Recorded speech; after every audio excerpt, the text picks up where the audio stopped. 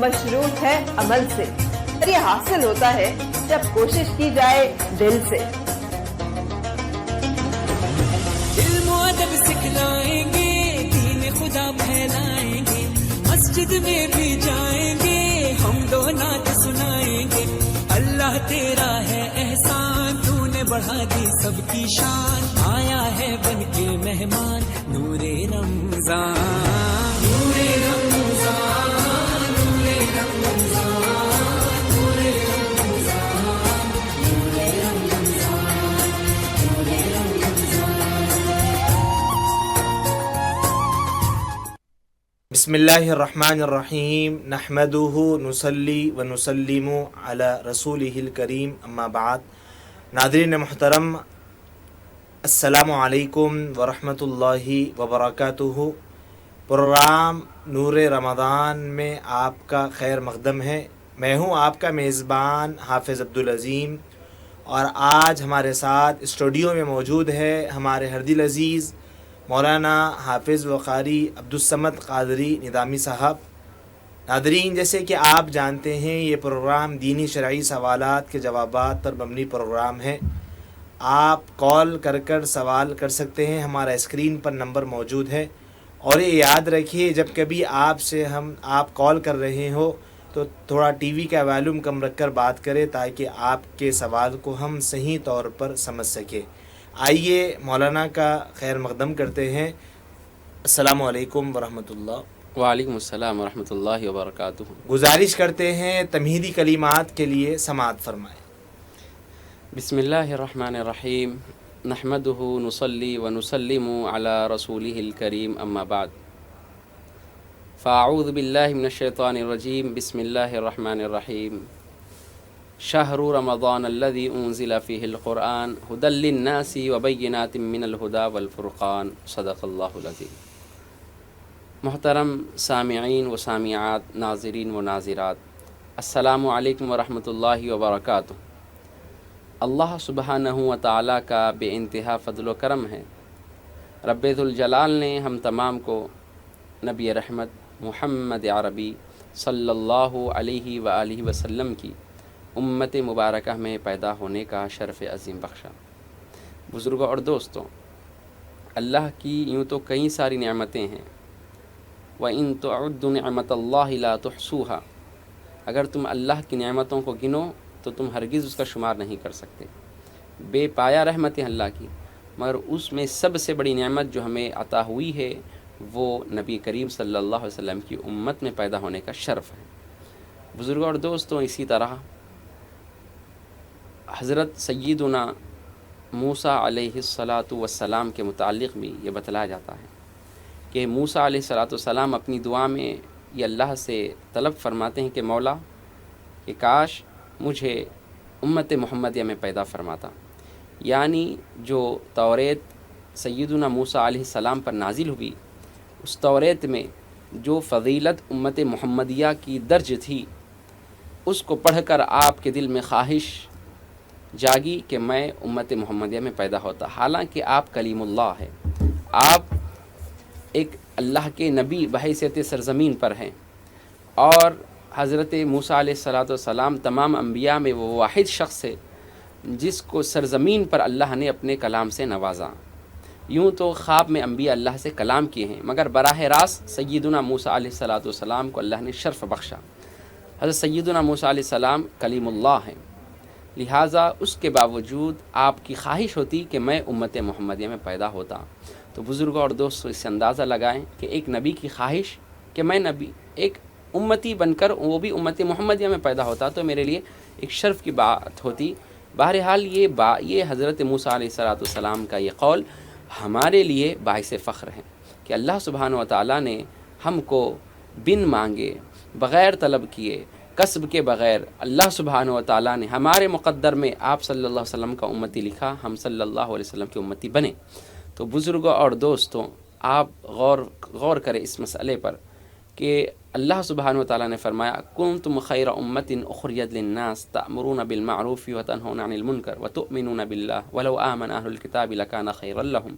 اللہ رب العزت نے فرمایا کنتم خیر امت، آپ لوگ سب سے بہترین امت ہیں، اخریت للناس، جو تمام لوگوں میں سے چن کر جو تمہیں نکالا گیا، یہ آپ لوگ بہترین امت ہے، ایک بہترین جماعت ہے۔ تأمرون بالمعروف، اور یہ بہترین جماعت نیکی کا حکم دیتی ہے، وتنہون عن المنکر، اور یہ بہترین جماعت جہاں کہیں برائی کو دیکھتی ہے اس کو روکتی ہے۔ تو اللہ سبحانہ و تعالیٰ نے امت محمدیہ کو خطاب کرتے ہوئے قرآن مجید میں 5ویں پارے کی دوسرے رکوع کے پہلی آیت میں اللہ نے ہمیں خطاب کر فرمایا کنتم خیر امتن، آپ لوگ سب سے بہترین امت ہے، سب سے بہترین امت ہے۔ تو بزرگوں اور دوستوں، ہم سب سے بہترین امت ہے، اور سب سے بہترین امت ہوتے ہوئے ہمارا کیا عمل ہے، ہم کیسی زندگی گزار رہے ہیں، اس پر ذرا غور و فکر کرنے کی ضرورت ہے۔ محترم سامعین و حاضرین، جیسا کہ خطبے میں ہم نے قرآن کی جس آیت کی تلاوت کا شرف حاصل کیے ہیں، اس میں اللہ سبحانہ و تعالیٰ نے ارشاد فرمایا، سورہ بقرہ میں ہے دوسرے پارے میں، اللہ نے ارشاد فرمایا شہر رمضان الذی انزل فیہ القرآن، یہ مقدس مہینہ ہے رمضان جس میں ہم نے اپنے مقدس کلام کو نازل کیا، یعنی اس مہینے میں رمضان وہ مہینہ ہے جس میں ہم نے قرآن کو نازل کیا۔ اس کے بعد فرمایا ھدی للناس، کہ اللہ نے اس قرآن میں لوگوں کے لیے ہدایت رکھی ہے۔ بطور تمیز بیان کیا جاتا ہے کہ اللہ سبحانہ و تعالیٰ نے قرآن کو جو نازل کیا ہے لوگوں کی ہدایت کے لیے۔ بزرگوں اور دوستو، آپ اپنے دل سے پوچھیں کہ کتنے ایسے لوگ ہیں جو قرآن کو بطور ہدایت پڑھتے ہیں، کتنے لوگ ہیں جو ہدایت کے لیے ترجمہ پڑھتے ہیں۔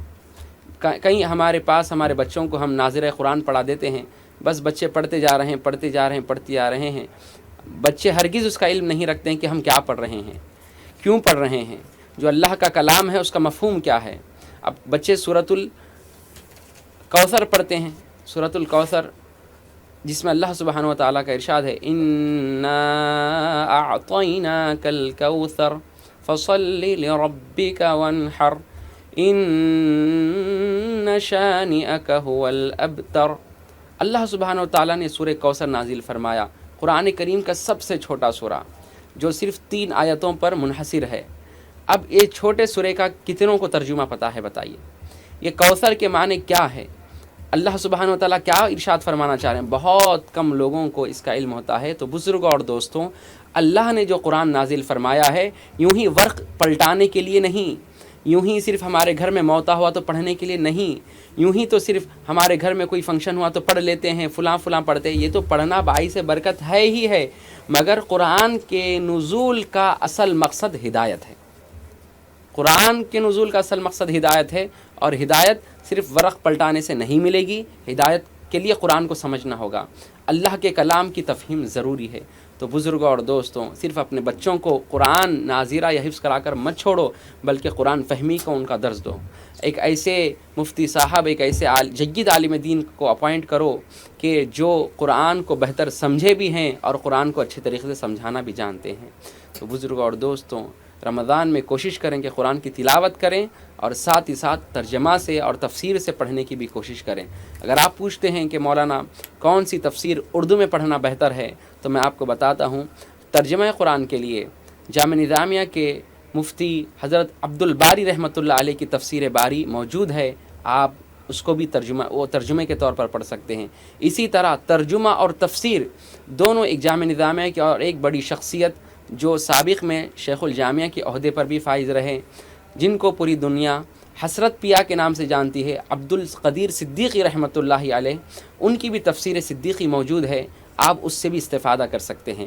اسی طرح ایک بڑی شخصیت جو تفسیر کے میدان میں نمایاں کام سر انجام دیے ہیں، جن سے میری مراد حضرت پیر کرم شاہ اظہری رحمۃ اللہ علیہ، جنہوں نے ضیاء القرآن بنام ضیاء القرآن تفسیر لکھی، جو 5 جلدوں میں موجود ہے، 5 یا 6 جلدوں میں موجود ہے۔ وہ امت کے لیے ایک بہترین تحفہ ہے۔ قرآن کو انتہائی عشق کے لب و لہجے میں اور ادب کے لب و لہجے میں، اور قرآن کو حدیث کے لب و لہجے میں سمجھانے کی انہوں نے کوشش کی ہے۔ اگر آپ آسان فہم انداز میں قرآن اور ترجمہ پڑھنا چاہتے ہیں، تفسیر پڑھنا چاہتے ہیں، تو میرا مشورہ ہے عبد الباری رحمۃ اللہ علیہ، عبد القدیر صدیقی رحمۃ اللہ علیہ، امام احمد رضا خان فاضل بریلوی علیہ رحمۃ و رضوان، ان تینوں کو آپ پڑھیں، انشاءاللہ تعالی ایک حد تک قرآن کو سمجھنے کی سعادت نصیب ہوگی۔ ماشاءاللہ مولانا نے اپنے تمہیدی کلمات سماعت فرما رہے تھے۔ آئیے آج کے پروگرام کے پہلے کالر کو شامل کرتے ہیں اور جانتے ہیں ان کا سوال کیا ہے۔ السلام علیکم۔ السلام علیکم۔ شاید رابطہ نہیں ہو رہا ہے۔ مولانا میں آپ سے یہ جاننا چاہتا ہوں کہ ہر سال لوگ عمرہ کرنے کے لیے جاتے ہیں لیکن بہنوں کا حصہ ادا نہیں کرتے، تمام بھائی مل کر، تو ہر سال جو عمرہ کرتے ہیں وہ قبول بھی ہوتا ہے یا نہیں؟ بسم اللہ الرحمن الرحیم۔ دیکھیے، ایک ہوتا ہے حقوق اللہ، ایک ہے حقوق العباد۔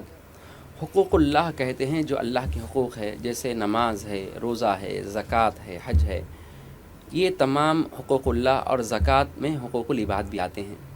اور اسی طرح حقوق العباد میں جیسا کہ والدین کا حق، بہن بھائیوں کا حق، اولاد کا حق، بیوی اور شوہر کا بیوی پر حق، اسی طرح جن سے ہم قرض لیے ہیں جو ہمارے پڑوسی ہیں ان کا حق، مہمان جو گھر پر آتے ہیں ان کا حق، راستے میں چلنے کے، یعنی حقوق العباد سے بھی متعلق کئی سارے حقوق ہیں۔ اور حقوق اللہ تو آپ کو معلوم ہے جو اللہ صرف خالص اللہ کی عبادت سے متعلق ہے۔ تو بزرگوں اور دوستوں، جو کوئی شخص دنیا میں بہن کا حصہ مارتا ہے، بہنوں کو حصہ نہیں دیتا، ان کے لیے کافی سخت وعید آئی ہے۔ جو حقوق العباد میں کوتاہی برتتا ہے، قیامت میں بھی اس کی معافی نہیں ہے، قیامت میں بھی اس کی معافی نہیں ہے۔ حقوق العباد جب تک بندہ معاف نہیں کرے، اللہ سبحانہ و تعالیٰ بھی معاف نہیں فرماتا۔ کیونکہ بزرگوں اور دوستوں، آپ دنیا میں کسی کا مال ہڑپ لیے، کسی کا پیسہ لے کے رکھ لیے اور بول رہے ہیں جو میں نہیں دیتا ہوں، کیا کرتے کر لو آپ، تو بزرگوں سے یہ اخلاق نہیں، یہ آپ کی بد اخلاقی ہے۔ آپ کو اللہ نے گھر کا بیٹا بنایا، طاقتور بنایا، تو اس کا مطلب یہ نہیں کہ آپ اپنے بہنوں کا حق ماریں۔ اسلام آیا، آپ کو معلوم ہے، اس زمانے جاہلیت، ہم زمانے جاہلیت میں نہیں جی رہے، ہم زمانے نبوت میں جی رہے ہیں۔ یہ نبی صلی اللہ علیہ وسلم کے احکام کے تحت، قرآن و حدیث کے تحت ہم زندگی گزار رہے ہیں، ہم کوئی جہالانہ زندگی نہیں گزار رہے ہیں جس میں نبی نہیں ہے۔ ہمارے درمیان نبی ہیں، ان کے احکامات ہیں، اللہ کی کتاب ابھی بھی ہمارے درمیان موجود ہے، رسول اللہ کے فرامین ابھی بھی ہمارے درمیان موجود ہے۔ یہ زمانے جاہلیت نہیں ہے، یہ زمانے نبوت ہے۔ تو بزرگوں اور دوستوں، آپ غور کریں کہ جب زمانے جاہلیت تھا، اس میں لوگ کیا کرتے تھے، جیسے ہی والد کا انتقال ہوتا تو ماں کو، خود کی حقیقی ماں کو غلام بنا لیتے، باندی بنا لیتے، نعوذ باللہ من ذالک۔ یہ زمانہ جاہلیت تھا۔ اور ساتھ ساتھ ہوتا یہ کہ غلام تو بنا ہی لیتے تھے، مگر وہ بیوہ عورت کو اتنا منحوس سمجھتے تھے، گھر میں نہیں بلکہ دہلیز پر سلاتے تھے۔ یہ زمانہ جاہلیت تھا۔ اگر بچی پیدا ہوتی تو اس کو کاندھے پر بٹھانے کے بجائے، اس کو گود میں لٹانے کے بجائے، اس کو زمین کے اندھیرے میں لٹا دیا جاتا تھا، قبر میں درگور کر دیا جاتا۔ یہ زمانہ جاہلیت تھا۔ اسلام آیا تو عورتوں کو آزادی دی، اسلام آیا تو عورتوں کو اس کے حقوق ادا فرمائے، اسلام آیا تو اللہ نے قرآن میں فرمایا کہ مرد کے لیے 2 حصے ہیں تو عورت کے لیے 1 حصہ ہوگا۔ اللہ نے قرآن میں حصے مقرر کر دیے، اور ہم ہیں کہ حصہ مار رہے ہیں۔ یہ بہت غلط بات ہے، انتہائی غلط بات ہے۔ آپ حقوق العباد میں کسی کا حق نہیں مار سکتے۔ آپ کو اور ایک بات معلوم ہے کہ ہر مذہب میں مرنے کے بعد پھر زندہ ہونے کا کوئی کانسیپٹ نہیں ہے، کوئی کانسیپٹ نہیں ہے، یعنی مر گئے، بات ختم، اب آگے زندگی کچھ نہیں ہے۔ اسلام ایک ایسا واحد مذہب ہے جس میں بتلایا جا رہا ہے کہ مرنے کے بعد تمہیں پھر اٹھایا جائے گا، مرنے کے بعد تمہیں پھر میدان حشر میں جمع ہونا ہے۔ کیونکہ دنیا میں جتنا کرے اس کا پورا حساب دینا ہے۔ جیسا کہ اللہ نے قرآن مجید میں ارشاد فرمایا، فَمَن يَعْمَلْ مِثْقَالَ ذَرَّةٍ خَيْرًا يَرَهُ وَمَن يَعْمَلْ مِثْقَالَ ذَرَّةٍ شَرًّا يَرَهُ۔ بندوں، جو کوئی ذرہ برابر نیکی کرا ہے، قیامت کے دن وہ دیکھے گا۔ جس نے کوئی ذرہ برابر برائی کیا ہے، لوگوں کا حق مارا ہے، وہ قیامت کے دن اس کو دیکھے گا۔ تو بزرگوں اور دوستوں، دنیا میں جو آپ کر رہے ہیں اس سے چھٹکارا نہیں ہے۔ اب ہمارے اسلام میں قیامت کا کانسیپٹ کیوں ہے آپ کو معلوم؟ قیامت کا حساب، مرنے کے بعد پھر اٹھایا جانے کا کانسیپٹ کیوں ہے معلوم؟ اب دیکھو، یہاں پہ ایک بندہ اخلاق کے ساتھ زندگی گزار رہا ہے اور ایک بندہ بدمعاشی کے ساتھ زندگی گزار رہا ہے، کیا دونوں کی زندگی برابر ہو سکتی؟ دونوں کی زندگی برابر ہو سکتی؟ ایک بندہ شرافت کے ساتھ رزق حلال محنت کر کے حلال رزق کما کے زندگی گزار کر بیوی بچوں کو پال کر دنیا سے چلا گیا ایک شخص. دوسرا شخص لوگوں کا حق مار کر، زمینیں قبضہ کر کر، بہنوں کا حق مار کر، پڑوسیوں کا حق مار کر، لوگوں سے قرضہ لے کے، کھا کے ڈکار لے کے، زندگی گزار کے بدمعاشی کے ساتھ چلا گیا. تو کیا یہ اور وہ دونوں برابر ہو سکتے ہیں؟ آپ بتائیں، برابر ہو سکتے ہیں؟ ہرگز نہیں ہو سکتے. تو بزرگ اور دوستو، اللہ سبحانہ و تعالیٰ نے قیامت کا کانسیپٹ اس لیے رکھا، حشر کے میدان کا کانسیپٹ اس لیے رکھا کہ جو بندہ اچھائی کے ساتھ زندگی گزارا اس کو ہم اجر عظیم عطا فرمائیں گے، اور جو بندہ دنیا میں بدمعاشی کیا ہے اس کا ابھی حساب کتاب باقی ہے، اس کی ابھی زندگی ختم نہیں ہوئی. یہ تو دنیا کی زندگی ایک تو گزار لیا، مگر آخرت کی حقیقی زندگی ابھی اس کے ذمے باقی ہے. قیامت کے دن اللہ سبحانہ و تعالیٰ اس سے ایک ایک چیز کا حساب لینے والا ہے. تو بزرگوں اور دوستوں، ہرگز ہم زمانے جاہلیت کی زندگی نہیں گزار رہے ہیں، بلکہ یہ زمانہ رسالت ہے. نبی صلی اللہ علیہ وسلم کے احکامات، اللہ کا کلام ابھی ہمارے درمیان موجود ہے. قیامت تک اللہ کا کلام اور رسول اللہ کے فرامین موجود رہیں گے. ہم مسلمان اللہ کے کلام اور حدیث رسول کے پابند ہے. اس سے ہٹ کر اگر کوئی بندہ ظلم کرتا ہے، یاد رکھ کہ حقوق اللہ کی معافی اگر اللہ چاہے تو ہو سکتی ہے. حقوق العباد جب تک بندہ نے معاف کرے کوئی نہیں معاف کر سکتا آپ کو. اگر آپ کسی کے 1 لاکھ روپے کھا لیے اور دنیا سے چلے گئے تو شرعی قاعدہ کیا ہے؟ شرعی قاعدہ یہ ہے کہ جب کوئی انسان کا انتقال ہو جاتا ہے تو اس کے مال میں سے تجہیز و تکفین کا اعتبار کیا جاتا ہے. یعنی اس کے مال میں سے پہلے اس کے تجہیز کا، اس کے کفن کا، اس کے دفن کے پورے انتظامات اس کے پیسوں سے ادا کیے جاتے ہیں. یہ شرعی قاعدہ. اگر وہ شخص کچھ چھوڑ کر نہیں انتقال کیا گیا تو اولاد یا کوئی جو اس کے پڑوسی ہوں گے، جو اس کے رشتہ دار ہوں گے، وہ اپنا پیسہ لگا کر اس کی تجہیز و تکفین کریں گے. مگر بنیادی طور پر اگر کوئی شخص پیسہ چھوڑ کر انتقال کیا ہے تو اس کے ہی پیسوں سے اس کی تجہیز و تکفین کی جائے گی. اور اس کے بعد یہ پہلا مرحلہ تجہیز و تکفین کا. دوسرا مرحلہ قرض کا ہے. قرض کا مرحلہ ہے. یعنی اس کے مال میں جو مرحوم جو مال چھوڑ کر، وراثت چھوڑ کر گئے ہیں، وہ پہلے انتقال کے بعد اولاد میں تقسیم نہیں ہوں گا. پہلے تجہیز و تکفین ہوگی، اس کے بعد قرضہ ادا کرنا ہے. سوچو آپ اسلام کا کانسیپٹ. یعنی وراثت کب ہوں گی؟ جب قرضہ ادا ہو جائیں گا. وراثت کب ہوں گی؟ جب تجہیز و تکفین ہو جائیں گی. قرضے کے بعد وراثت کا حکم ہے، قرضے سے پہلے وراثت کا حکم نہیں ہے. اگر کوئی شخص کسی کے ماں باپ کا انتقال ہوتا ہے اور وہ کسی کے والد کا انتقال ہوا اور ان کے والد 5 لاکھ روپے چھوڑ کر دنیا سے گئے. وہ زندگی میں تو 5 لاکھ ان کے پاس تھے، مگر قرضہ 1 لاکھ تھا، وہ زندگی میں ادا نہیں کرے.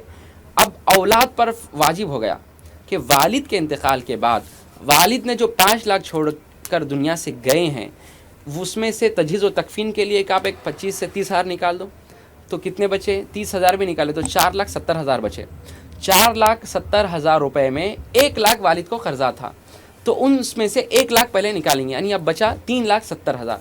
تو اس کے بعد اگر والد نے کسی کو وصیت کی ہے کہ دیکھو میاں، یہ بچہ ہے، میری بہت خدمت کرا، میں بولے سا سنتا تھا بچہ، لہذا اس کو بھی ایک جو ہے میرے مال میں سے میرے انتقال کے بعد جو ہے اس کو ایک 50,000 دے دینا. تو 3,70,000 روپے جو بچے اس میں سے وصیت جاری ہوگی. ٹھیک ہے بھائی، تم ایک لے لو، ایک 50,000 تم لے لو. تو کتنا بچا؟ 3,20,000. تو تجہیز و تکفین کے بعد، قرضہ ادا کرنے کے بعد، وصیت جاری کرنے کے بعد جو مال بچتا ہے وہ وصیت کے طور پر، وہ وراثت کے طور پر اولاد میں بڑھتا ہے، اس سے پہلے وراثت نہیں بڑھتی. تو بزرگوں اور دوستوں، بندوں کا حق مارنا سب سے بڑا گناہ ہے، اس سے بچنا ہر مسلمان کو ضروری ہے. ماشاءاللہ مولانا نے جواب عنایت کیا. آئیے آگے بڑھتے ہیں کالر کی جانب اور جانتے ہیں ان کا سوال کیا ہے.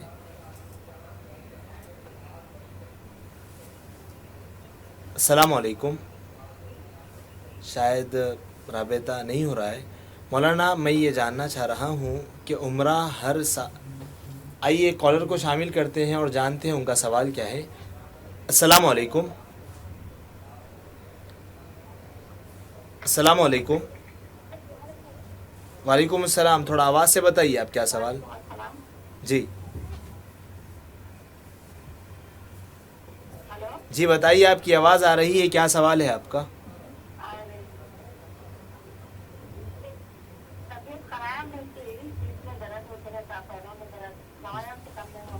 جی جی، تو آپ وظیفہ جاننا چاہ رہے ہیں کیا؟ بہت شکریہ. کہاں سے کال کر رہے ہیں آپ؟ اچھی بات، بہت شکریہ بہن آپ بورا بنڈے سے کال کرنے کے لیے. سماعت کریں، مولانا ضرور آپ کے سوال کا جواب دیں گے. بسم اللہ الرحمن الرحیم. جیسا کہ ہماری اسلامی بہن نے ہم سے ابھی سوال کیا کہ ان کی طبیعت بہت زیادہ ناساز رہتی ہے، کیا قرآن کا کوئی وظیفہ ہے کہ جس کے پڑھنے سے وہ درد ہمارا دفع ہو سکے؟ سب سے پہلے یقیناً اللہ نے اپنے کلام میں شفا رکھی ہے، اللہ نے اپنے کلام میں برکتیں رکھی ہے. تو میری بہن، آپ سب سے پہلے توکل رکھیں اللہ سے کہ اللہ ہی حقیقت میں شفا دینے والے ہیں، اللہ ہی حقیقت میں صحت عطا کرنے والے. اس کے بعد جیسا کہ بخاری شریف کی حدیث میں آیا ہے کہ اللہ کے رسول صلی اللہ علیہ وسلم نے سورہ فاتحہ کو سورہ شفا کہا ہے، یعنی شفا والا سورہ ہے. ایک مشہور واقعہ بھی ہے، میں آپ کو واقعہ سنا دیتا ہوں تاکہ آپ کو سورہ فاتحہ کی اہمیت کا اندازہ ہو جائے. چند صحابہ ایک سفر سے واپس تشریف لا رہے تھے مدینے کی جانب، لہٰذا راستے میں ہوا یہ، ایک ساتھ میں قبیلہ بھی تھا، قبیلہ بنو سلیم یا بنو سلیم. وہ اس قبیلے کے سردار کو سانپ کاٹ لیتا ہے. تو وہ لوگ کیا کرتے ہیں، وہ جو نورانی چہرے والے لوگ ہیں صحابہ کرام، ان کے پاس آ کے فرماتے ہیں کیا تمہارے میں کوئی رقیہ پڑھنے والے ہیں، کوئی رقیہ پڑھ سکتے ہیں؟ تو ایک صحابی عرض کرتے ہیں ہاں ٹھیک ہے میں پڑھ دیتا ہوں. اصل رقیہ کہتے ہیں کچھ پڑھ کر پھونکنے کو، دم کرنے کو رقیہ کہتے ہیں. تو ایک صحابی رسول جاتے ہیں اور جا کر جو ہے پڑھ کے پھونکتے ہیں. تھوڑی ہی دیر میں پڑھتے پڑھتے وہ شخص شفا یاب ہو جاتا ہے، وہ زہر زائل ہو جاتا ہے، سردار بچ جاتا ہے، قبیلے کا سردار. اس کے بعد وہ لوگ تحفے میں کچھ دیتے ہیں کھانے پینے کے لیے اور کچھ درہم و دنانیر. لہذا جب مدینے کو واپس ہوتے صحابہ کرام رضوان اللہ علیہم اجمعین، تو اس وقت نبی صلی اللہ علیہ وسلم سے عرض کرتے ہیں یا رسول اللہ ایسا ایسا واقعہ ہوا، ہمیں وہ لوگ کھانے کے لیے اور کچھ دینار و دراہم دیے. تو نبی علیہ الصلوۃ والسلام فرمائیں کہ وہ آپ کے لیے وہ جائز ہے، ہمارا حصہ کہاں ہے؟ بطور تمسخر آپ صلی اللہ علیہ وسلم ارشاد فرمائے. اس کے بعد پوچھے کہ ایسا کیا پڑھ کر پھونکے آپ کہ اس بادشاہ کو جو سانپ کاٹا سردار کو زائل ہو گیا؟ کہا یا رسول اللہ صلی اللہ علیہ وسلم مجھے تو کچھ آتا نہیں، میں تو کھجوروں کے کھیت میں کام کرتا ہوں، آپ کی صحبت میں رہ کر تھوڑا بہت سیکھا ہوں. تو نبی علیہ الصلوۃ والسلام فرمائے کہ کیا پڑھ کے پھونکے ہیں؟ تو وہ صحابی کہتے ہیں یا رسول اللہ میں صرف ان کو سورہ فاتحہ پڑھ کر پھونکا، اللہ پر توکل کر اللہ سبحانہ و تعالیٰ نے اس کو شفا عطا فرما دی. سبحان اللہ. سورہ فاتحہ یعنی قرآن کریم میں جتنے سورے ہیں، کوئی سورہ مکے میں نازل ہوا تو کوئی سورہ مدینے میں نازل ہوا، یعنی قرآن کریم میں ٹوٹل 114 سورہ ہے، 114 سورے ہیں. 114 سورے میں 86 سورہ مکے میں نازل ہوا اور 28 سورہ مدینے میں نازل ہوا. مگر سورہ فاتحہ کی فضیلت یہ ہے کہ سورہ فاتحہ مکے میں بھی نازل ہوا، مدینے میں بھی نازل ہوا، 2 مرتبہ سورہ فاتحہ نازل ہوا. اور ہر نماز میں سورہ فاتحہ پڑھا جاتا. کوئی سورہ پڑھو یا نہ پڑھو نماز ہوگی، مگر سورہ فاتحہ تو پڑھنا ہی پڑھنا ہے. اگر کوئی سورہ فاتحہ نہیں پڑھتا اس کی نماز نہیں ہوتی. جیسا کہ رسول اللہ صلی اللہ علیہ وسلم کی حدیث ہے بخاری شریف میں، لا صلاۃ الا بفاتحۃ الکتاب، کوئی نماز نہیں ہوتی سورہ فاتحہ کے بغیر. تو بزرگوں اور دوستوں، تو صحابی اندازہ لگائے کہ سورہ فاتحہ کی اتنی برکت و فضیلت ہے، پڑھ کر پھونک دی اللہ شفا دے دیے. میری بہن، جہاں کہیں آپ کو درد ہے، جتنے سن رہے ہیں وہ لوگ اپنے ہاتھ رکھ کر دعا کریں، سورہ فاتحہ پڑھیں، انشاءاللہ ضرور شفا ہوگی. ماشاءاللہ. آئیے آگے بڑھتے ہیں کالر کی جانب اور جانتے ہیں ان کا سوال کیا ہے. السلام علیکم.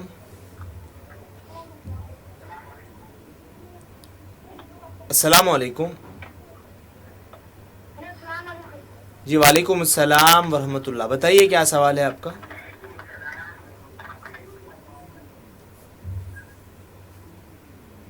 ہلو.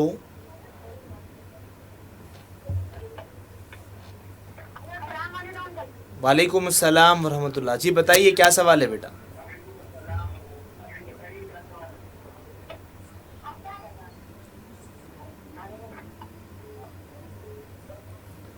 شاید رابطہ نہیں ہو رہا ہے. آئیے آگے بڑھتے کالر کی جانب اور جانتے ان کا سوال کیا ہے. السلام علیکم. السلام علیکم. وعلیکم السلام. خیرات جی. جی الحمدللہ، اللہ کا کرم. تھوڑا سا یہ تراویح کے بارے میں کچھ بھی کہنا، بچے جو شرارت کر رہے ہیں، ارے کیا ہے کیا نہیں. جی تو مطلب جی۔ تراویح کی نماز میں بچے شرارت کرتے. جی نوجوان بچے بھی اس میں 14-15 سال کے ہیں. اچھا اچھا اچھا, بہت شکریہ بھائی. کہاں سے کال کر رہے ہیں آپ؟ یہ میں محمد نگر سے بات کر رہا ہوں. یہ طلاق پٹا محمد نگر جاوید نگر ہے. جی اچھا, بہت شکریہ بھائی آپ کے کال کرنے کا. ضرور آپ کے سوال کا جواب دیں گے. دیکھیے تھوڑا سا اور ایک ٹائم کروں کہ بڑے لوگ بھی ایسے کل سے ایسے صفوں میں 2 صف کم ہو گئے. اس میں بڑے لوگوں کو بھی تکلیف ہو جا رہی ہے. سن رہے ہیں ماں باپ کی غلطی ہے کیا ہے. جی جی جی بہت شکریہ آپ کے کال کرنے کا. ضرور مولانا آپ کے سوال کا جواب دیں گے. سماعت فرمائیں.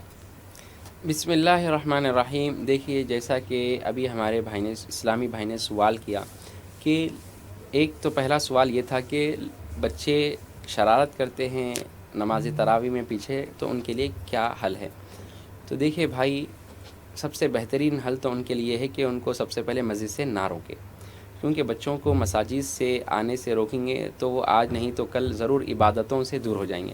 تو ان کا بہترین طریقہ یہ ہے کہ جو مسجد کے ائمہ و مؤذنین حضرات اور جو نگران ہوتے ہیں ان کی ذمہ داری ہوتی ہے کہ بہترین طریقے سے بچوں کی رہنمائی کریں. یقیناً بعض بچے وہ ہوتے ہیں جو ماں باپ کی سنتے ہیں, بعض بچے وہ ہوتے ہیں جو ماں باپ کی نہیں بلکہ مولوی صاحب کی سنتے ہیں. لہٰذا بچوں پورے محلے کو کنٹرول کرنا, محلہ جن کی بات سننا چاہیے وہ ہے امام صاحب. اگر امام صاحب کی بات بھی نہیں سنی جائے تو پھر کس کی بات سنی جائے گی. اگر آپ کے محلے کے مفتی صاحب کی بات نہیں سنی جائے گی تو پھر کس کی بات سنی جائے گی. لہٰذا آپ بہتر طریقہ آپ کا یہ ہے کہ بچوں کی صحیح رہنمائی کی جائے. دوسرا سوال یہ تھا بھائی کا کہ لوگ نماز تراویح میں کم ہوتے چلے جا رہے ہیں. بھائی آپ تو نماز تراویح کہہ رہے ہیں, لوگ فرض نماز میں بھی کم ہوتے چلے جاتے ہیں.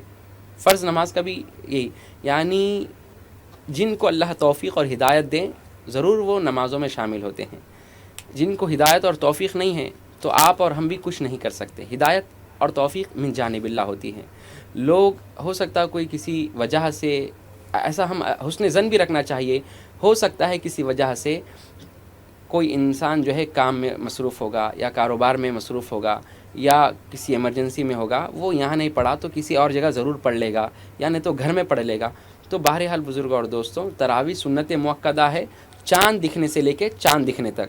یعنی ہم چاند دیکھ کر روزہ اور تراویح شروع کریں گے, چاند دیکھ کر روزہ اور تراویح کو روک دیں گے. تو پورا مہینہ سنت موقدہ ہے تراویح کا پڑھنا. اب جو لوگ 3 دن تراویح پڑھ لیتے ہیں اور چوتھے دن یہ سمجھتے ہیں کہ ہمارا ذمہ ساقط, نہیں. یہ آپ جو ہے حضرت عمر بن خطاب رضی اللہ تعالی عنہ کا جو جاری کردہ حکم تھا, حضرت ابی بن کعب رضی اللہ عنہ کو آپ نے حکم دیا کہ آپ پورا مہینہ مدینے والوں کو 23 رکعت نماز پڑھائیں. تو حضرت ابی بن کعب رضی اللہ عنہ وہ شخصیت ہے جن کے بارے میں نبی صلی اللہ علیہ وسلم نے فرمایا, جب مجھے قرآن سننا دل بولتا ہے تو میں ابی بن کعب سے قرآن سنتا ہوں. تو بزرگوں اور دوستوں, حضرت ابی بن کعب رضی اللہ عنہ مدینے والوں کو 23 رکعت نماز پڑھاتے تھے. تو لہذا پورا مہینہ نماز پڑھنا چاہیے. آئیے آگے بڑھتے ہیں کالر کی جانب اور جانتے ہیں ان کا سوال کیا ہے. السلام علیکم. جی وعلیکم السلام ورحمۃ اللہ. جی ماشاءاللہ, بہت آپ نے پیارا سوال کیا. کہاں سے بات کر رہے ہیں آپ؟ بہت شکریہ آپ کے کال کرنے کا. ضرور بتائیں گے آپ. سماعت کریں. بسم اللہ الرحمن الرحیم. معصوم بچے بھی نور رمضان میں سوال کر رہے ہیں اور عام و خاص سب سوال کر رہے ہیں. بچے کا سوال تھا کہ نماز تراویح کیسا پڑھا جائے. نماز تراویح کی ٹوٹل مکمل 20 رکعت ہیں. 20 رکعت 2 کر پڑھی جائے گی. پہلی رکعت سورہ فاتحہ ایک سورہ پڑھیں گے اور دوسری رکعت میں ایک سورہ فاتحہ اور ایک سورہ پڑھ کر سلام پھیریں گے. اس طرح 10 سلاموں کے ساتھ 20 رکعت نماز پڑھیں گے. ابی بن کعب رضی اللہ تعالیٰ عنہ اہل مدینہ کو 23 رکعت نماز پڑھاتے تھے, یعنی 20 رکعت تراویح اور 3 رکعت واجب الوتر. یعنی رمضان میں واجب الوتر کو صحابہ کرام علیہم الرضوان نے باجماعت واجب الوتر پڑھایا ہے, جیسا کہ عہد خلافت عمر بن خطاب اور خلافت فاروقی میں ہمیں یہ آثار ملتے ہیں کہ حضرت عمر رضی اللہ تعالی عنہ نے ابی بن کعب رضی اللہ تعالی عنہ کو 23 رکعت پڑھانے کا حکم دیا تو اس میں سے 20 رکعت آپ تراویح پڑھاتے تھے اور 3 رکعت واجب الوتر پڑھاتے تھے۔ ماشاءاللہ تراویح کے حوالے سے آپ نے جواب کو سماعت کیا۔ آئیے آگے بڑھتے ہیں کالر کی جانب اور جانتے ہیں ان کا سوال کیا ہے۔ السلام علیکم۔ السلام علیکم۔ وعلیکم السلام ورحمۃ اللہ۔ جی بتائیے کیا سوال؟ جی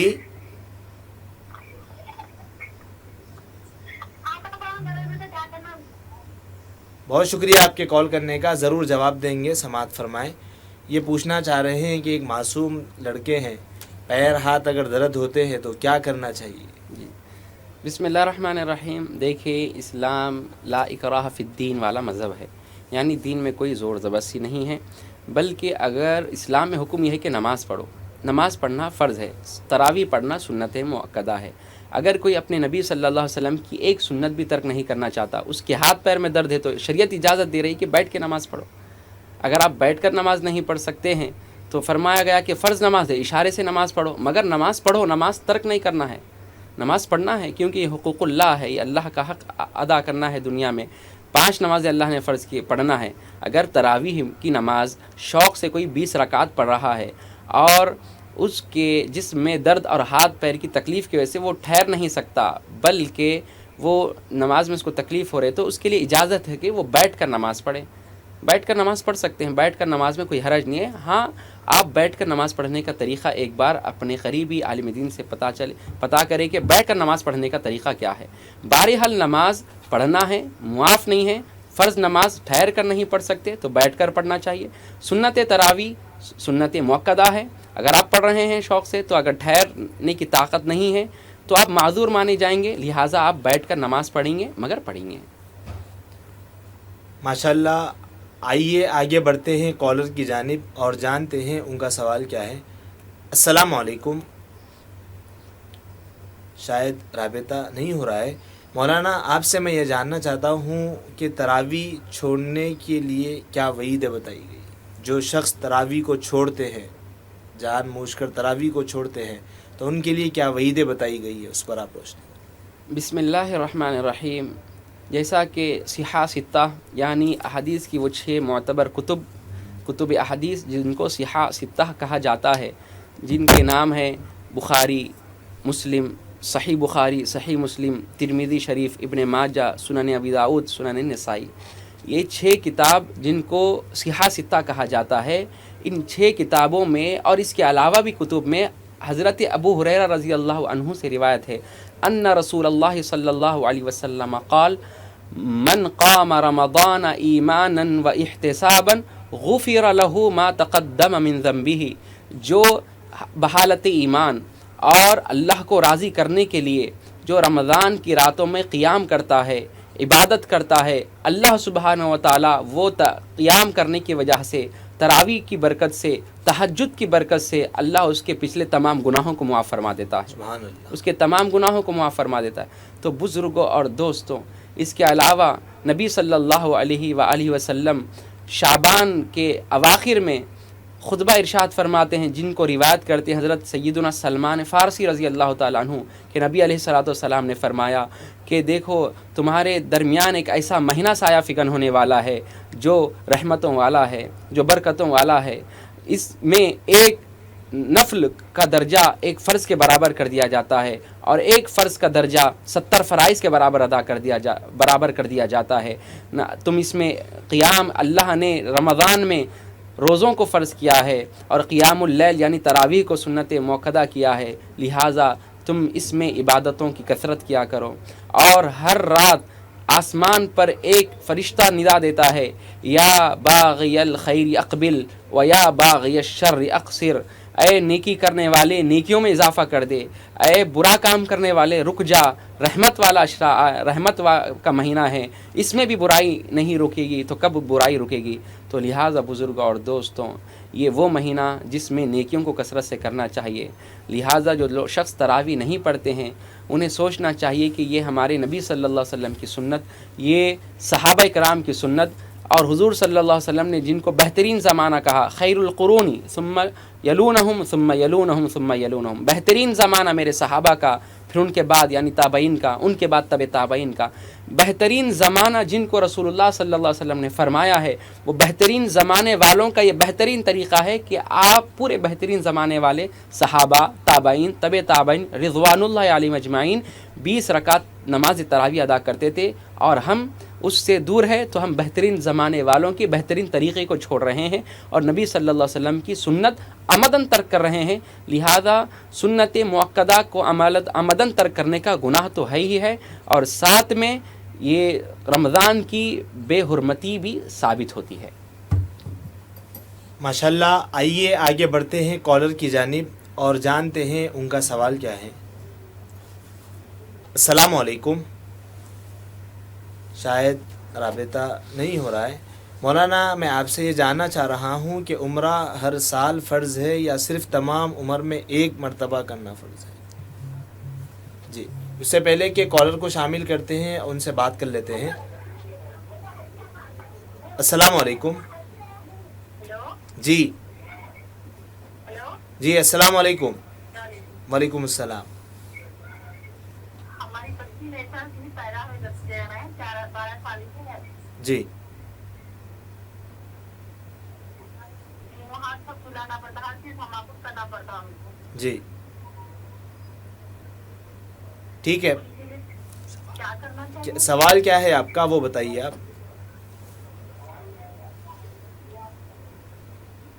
بچی نہیں چل رہی ہے، پوچھنا چاہتے ہیں کیا کر سکتے، دعا کر سکتے، کیا کر سکتے ہیں؟ ٹھیک ہے، بہت شکریہ آپ کے کال کرنے کا، آپ کے سوال کو ہم سمجھ چکے ہیں، آپ کے سوال کا ضرور جواب دیں گے، سماعت فرمائیں۔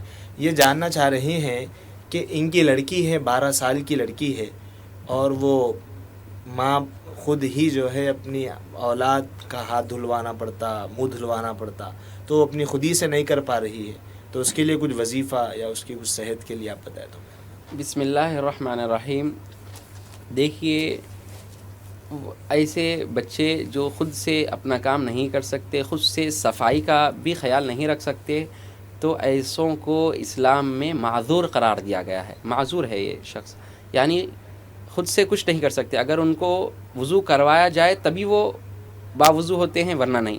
تو ایسے اشخاص معذور مانے جاتے ہیں، اور بعضوں نے تو ان کو غیر مکلف کہا ہے، یعنی یہ خود سے صلاحیت نہیں رکھتے پاکی کی، خود سے صلاحیت نہیں رہتے، بلکہ یہ بعض دفعہ جو ہے ان کی عقل بھی زائل ہو جاتی ہے۔ تو لہذا ان کے لیے کیا کرنا چاہیے؟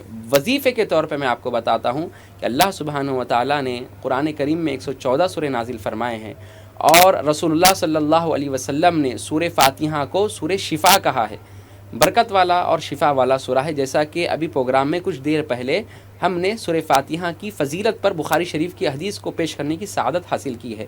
لہٰذا آپ سورہ فاتحہ کو توکل کے ساتھ پڑھیں، اور اپنی بچی کے جسم پر پڑھ کر پھونکیں اور پانی بھی پلائیں، انشاءاللہ تعالی بہتر سے بہتر نتائج اللہ کی ذات عطا کرنے والی ہے، اللہ ہی شفا عطا کرنے والے ہیں۔ ایک یہ عمل رہا۔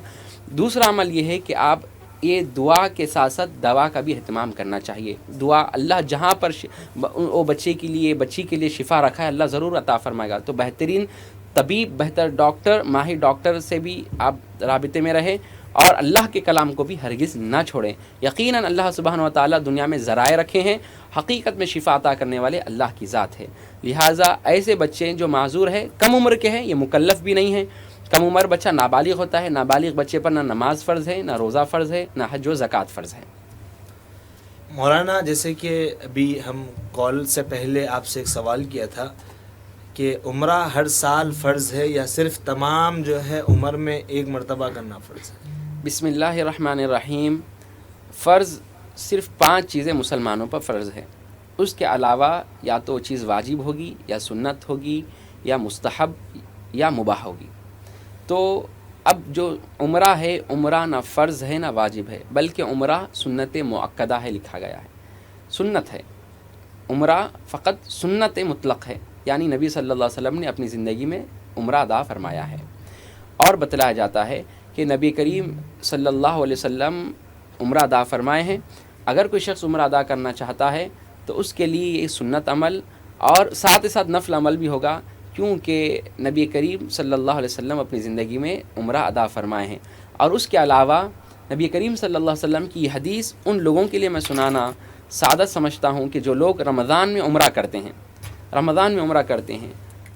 حدیث کی کتابوں میں روایت موجود ہے کہ نبی کریم صلی اللہ علیہ وسلم نے ارشاد فرمایا کہ جو شخص رمضان میں عمرہ کرتا ہے، جو شخص رمضان میں عمرہ کرتا ہے، میرے ساتھ حج کرنے کا ثواب اللہ اس کو عطا فرماتا ہے۔ سبحان اللہ العظیم، سبحان اللہ، آپ غور فرمائیں، جو شخص رمضان میں عمرہ ادا کرتا ہے میرے ساتھ حج کرنے کا ثواب اس کو ملتا ہے۔ کیا معمولی بات ہے؟ نبی کریم صلی اللہ علیہ وسلم کے ساتھ حج کی سعادت۔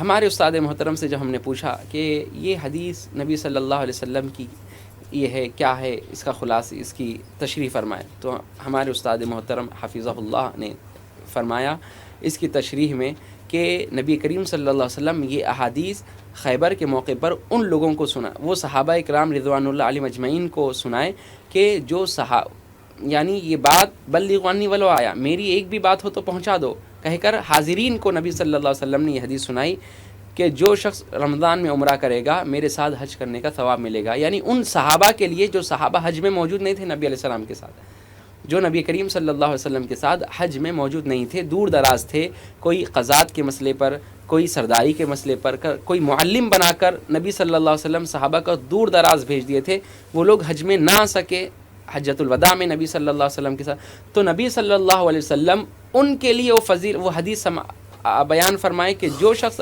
رمضان میں عمرہ کرے گا میرے ساتھ حج کرنے کا ثواب اللہ عطا فرمائے گا۔ وہ صحابہ کرام رضوان اللہ علیہم اجمعین کے توسل میں اللہ نے قیامت تک کے مسلمانوں کو سعادت بخشی کہ جو کوئی رمضان میں عمرہ کرے گا نبی علیہ الصلوۃ والسلام کے ساتھ حج کرنے کا ثواب ملے گا۔ تو بزرگ اور دوستو، خوشخبری ان کے لیے جو رمضان میں عمرہ کرتے ہیں۔ ماشاءاللہ، عمرے کے حوالے سے آپ نے مولانا سے جواب کو سماعت فرما رہے تھے۔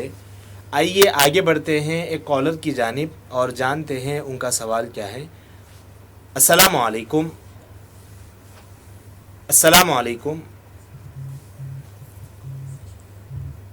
السلام علیکم۔ وعلیکم السلام۔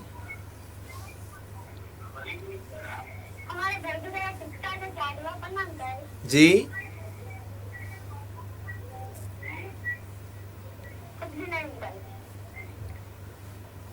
ہم آپ سے پروگرام کے ابتدا میں یہ کہے تھے کہ جب کبھی آپ ہم کو کال کر رہے ہو تو جب سوال کر رہے ہو تو ٹی وی کا تھوڑا ویلیوم کم رکھ کر بات کرے تاکہ آپ کے سوال کو ہم صحیح طور پر سمجھ سکے۔ مولانا، میں یہ جاننا چاہتا ہوں کہ روزہ کن کن چیزوں سے نہیں ٹوٹتا اور کن چیزوں سے روزہ ٹوٹ جاتا ہے؟ جی، بسم اللہ الرحمن الرحیم۔ پہلے تو میں روزے کے مفسدات بیان کر دیتا ہوں، یعنی وہ چیزیں جن سے روزہ ٹوٹ جاتا ہے۔ مفسدات روزہ کیا ہے؟ دیکھیے، مفسدات روزہ بیسکلی 3 چیز ہیں۔ اگر کوئی عمدن کھا لیں، پی لیں، اور کوئی عمدن ازدواجی تعلق قائم کر لے، یعنی میاں بیوی کے مابین جو تعلق ہوتا ہے حالت روزہ میں، صبح صادق سے لے کر غروب آفتاب تک، اگر کوئی شخص عمدن جان بوجھ کر کھا لیتا ہے، پی لیتا ہے، ازدواجی تعلق قائم کر لیتا ہے، تو اس پر قضا بھی ہے اور کفارہ بھی ہے۔ اسی طرح کوئی شخص جو ہے بھولے سے کھا لیا، کھا کر جب ہونے کے بعد وہ یہ سوچا کہ ارے میرا روزہ ٹوٹ گیا، حالانکہ نبی صلی اللہ علیہ وسلم نے ان کے لیے رخصت فرمائی جو سہون کھا لیتے ہیں، غلطی سے اگر کوئی پانی پی لیے، ایک گڈ پی لیے، بعد میں یاد آیا، تو لہٰذا وہ شخص جو ہے نبی صلی اللہ علیہ وسلم نے اس کو رخصت دی ہے کہ وہ شخص روزہ رکھے، اس کو توڑے نہ بلکہ روزے کو غروب آفتاب تک مکمل کرے۔ اگر کوئی شخص پانی سہون پی لیتا ہے اور پینے کے بعد یہ گمان کرتا ہے کہ میرا روزہ ٹوٹ گیا، تو لہٰذا وہ پھر کھا لیتا ہے، پی لیتا ہے، تو ایسے شخص پر قضا لازم ہوگی، کفارہ لازم نہیں ہوگا۔ اسی طرح کوئی شخص ناک میں یا حلق میں، ناک میں اور کان میں دوائی ڈالتا ہے تو فقہا نے لکھا ہے کہ اس کی وجہ سے بھی روزہ ٹوٹ جاتا ہے، کیونکہ ناک اور کان سے جو دوائی ہوتی ہے حلق اس کو محسوس کرتا ہے۔ اور اسی طرح وہ شخص طاقت کے لیے جو انجیکشن لیتے ہیں اور گلوکوز چڑھاتے ہیں، ان کا بھی روزہ ٹوٹ جاتا ہے۔